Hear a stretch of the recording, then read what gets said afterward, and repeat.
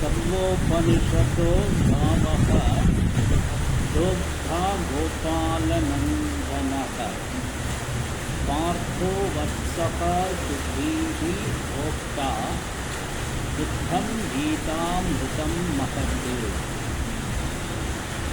இது மதுசூதன சரஸ்வதி எழுதிய கீதாத்தியான ஸ்லோகத்தில் வரக்கூடிய அந்த ஸ்லோகத்தில் இந்த பகவத்கீதையினுடைய அந்த ஸ்தானத்தை அது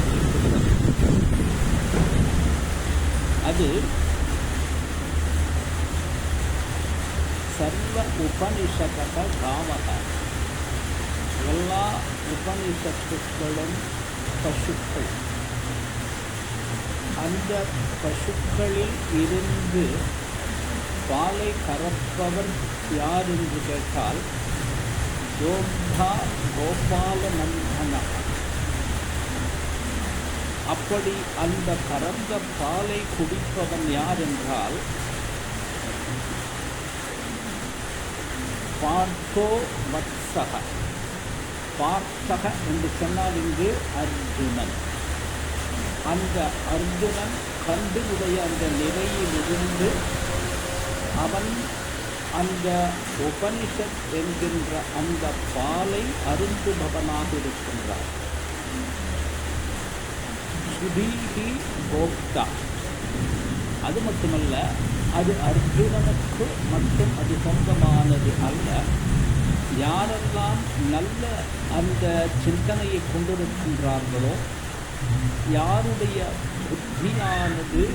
புத்தியானது சரிப்படுத்தப்பட்டிருக்கிறதோ, யாருடைய மனது தயாராக இருக்கிறதோ, எந்த புத்தி சுத்தமாக இருக்கிறதோ, அப்படி இருக்கக்கூடிய அவர்களும் கூட போக்தா என்றால் அர்ஜுனனோடு சேர்ந்து அவர்களும் கூட அந்த பாலை அருந்துபவர்களாக இருக்கின்றார்கள். போக்தா கோபால நந்தனக பார்த்தோ வத்ச சுதீர் போக்தா. எது கறக்கப்பட்டது என்றால் துக்தம் கீதாமிருதம் மகத்து.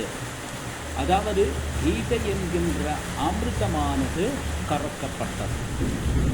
ஆகவே அப்படிப்பட்ட அமிர்தத்தை போல இருக்கக்கூடிய அந்த கீதையை பகவானால் அது உபனிஷத் என்கின்ற பசுவிடமிருந்து கறக்கப்பட்டு அது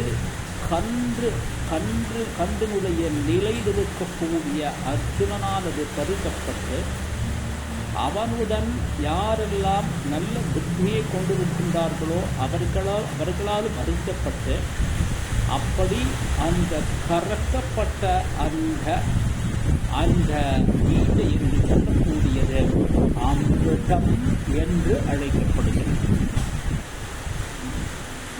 ஓம் சாந்தி சாந்தி சாந்தி.